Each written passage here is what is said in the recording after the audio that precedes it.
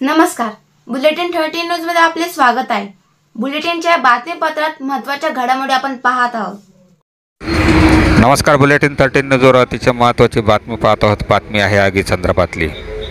मनमाडला कांद्याच्या गोडाऊनला आग, कांदा शेडसह बारदान तर शेकडो टन कांदा जळून खाक झाल्याची घटना घडली। या घटनेत अज्ञात इसमाने आग लावल्याचा आरोप होत आहे।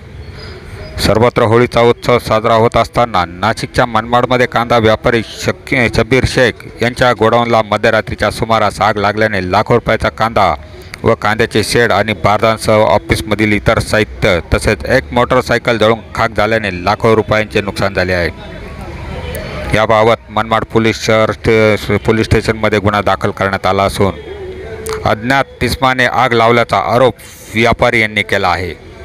बुलेटिन 13 न्यूजसाठी दिलीप तळणीकर, मनमाड। आग लागली यामध्ये जसं काय मला रात्री 12-12:30ला कॉल आला का व तुमच्या शेडला आग लागलेली आहे। मी आलो तर आल्यानंतर माझं जे नुकसान झालेलं आहे, ह्या नुकसानात माझा जवळपास 15 ते 16 टन माल आहे, ज्या मालाची किंमत 17 ते 18 रुपये पर के जी आहे आणि माझं एक्सपोर्टचं काम हे जास्त चालतं।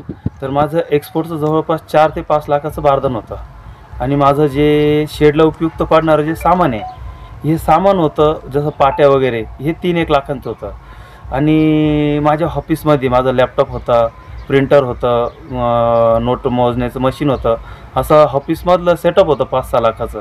हे सर्व आज उद्ध्वस्त झालेलं आहे, पूर्ण जळून खाक झालेलं आहे। विशेषपद मला पण वाटतं की ही लावण्यात आलेली आहे, ही कुठल्या प्रकारची ऑटोमॅटिक लागलेली नाही आहे, ही लावण्यात आलेली आग आहे।